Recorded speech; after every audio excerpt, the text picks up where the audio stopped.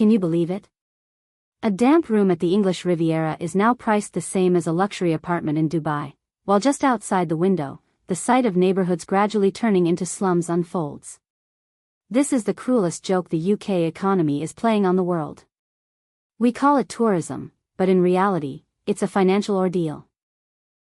From the collapse of resort icons in Blackpool to the ghost towns at night in Canterbury, England is tearing apart its own tourism landscape with harsh tax policies and cold indifference suffocating local communities. More than 3,300 businesses have fallen in just 1 year, and this tsunami shows no signs of stopping. So forget the flashy tours, because we are going deep into the structural cracks where luxury is replaced by emptiness and heritage cities are gradually turning into slums right in the heart of a superpower. Have you ever wondered why a city that contributes up to 60% of the total tourist visits for all of Scotland is trembling under its own wealth? It's simple. Outsiders call it success, but residents call it a golden cage. Look at the Fringe Festival. It was once a sanctuary of freedom, a place where unknown artists could shine. Now, it has become a private game for the elite. When accommodation costs reach unimaginable levels, freelance artists, the ones who breathe life into Edinburgh, are being swept off its ancient streets. Only 29% of short-term rental applications are approved. The result? Hotel prices have skyrocketed by 9% in a year, while vacancy rates in iconic hotels have reached 30%. A crazy paradox: rooms are empty, yet those who want to stay cannot afford them. Edinburgh seems to be undergoing museumification. The city is turning into a Gothic version of Disneyland, beautiful and shiny, but completely lacking in soul. When the festival season passes, small businesses are left staring at each other in the silence of decline. The short-term let management system is suffocating local residents' self-sustaining livelihoods. Even Middle Eastern tycoons have reduced their visits by up to 40%. When even the wealthiest feel squeezed, you can already sense what's happening. We are using tourist tax money to preserve thousand-year-old stones, but in doing so, we are making them too expensive for the very people who inherit that heritage. So who are we preserving history for if the people of Edinburgh can no longer afford to live in their own city? Can a city still be called alive if its cultural soul is replaced by dry balance sheets? Should we preserve lifeless stone walls or the people who breathe life into them? But don't feel too sorry for Edinburgh. At least it still has its gilded image. Further south lies a paradise for the working class that is suffering a much harsher fate. Do you remember the glorious summer holidays at the foot of Blackpool Tower? It was once a symbol of prosperity where every working class family could find joy. Now that symbol is fading. From 2022 to 2024, Blackpool has lost 30% of its domestic tourism revenue. £640 million has vanished from seaside towns in just 12 months.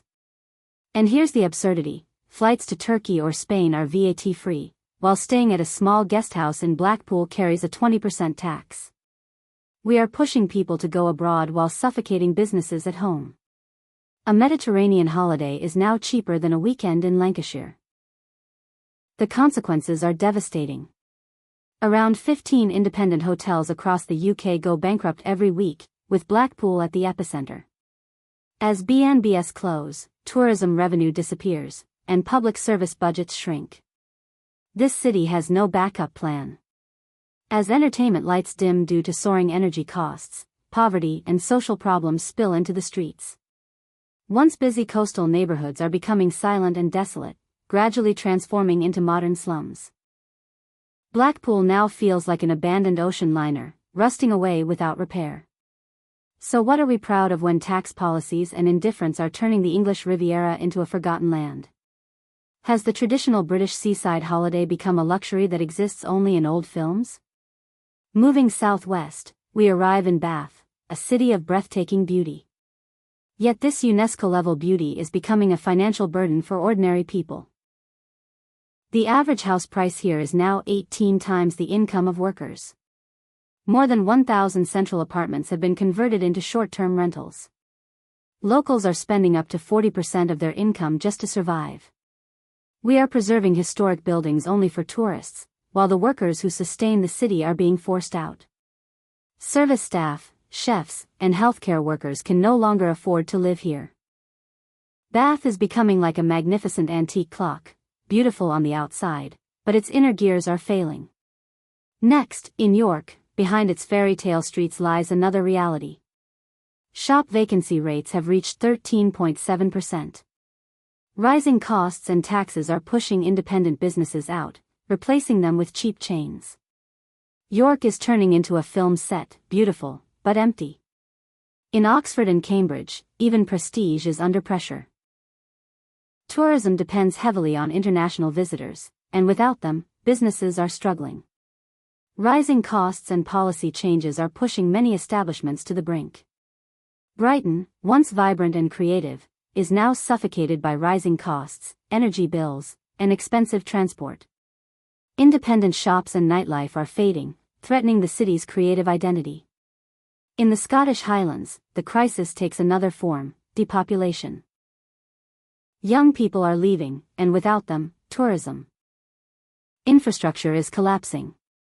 The region is aging, quiet, and increasingly fragile. Stratford-upon-Avon faces a cultural crisis, with the Shakespeare industry struggling under financial pressure.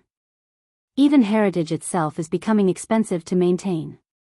Canterbury, though busy by day, turns into a ghost town at night. Tourists pass through without staying, leaving little economic impact behind. Finally, Torquay, the jewel of the English Riviera, is fading fast. Domestic tourism spending has dropped 25% in 3 years. Hotels are closing or being downgraded, and unemployment is rising. A holiday abroad is now cheaper than staying here. We have traveled across cities with different stories, but all share one reality: structural cracks are tearing apart the old image of prosperity. England is not just becoming poorer, it is losing its soul. Cultural spaces are being sacrificed for short-term financial survival. So the question remains: are we preserving lifeless heritage, or are we building a future where people can actually live? What do you think?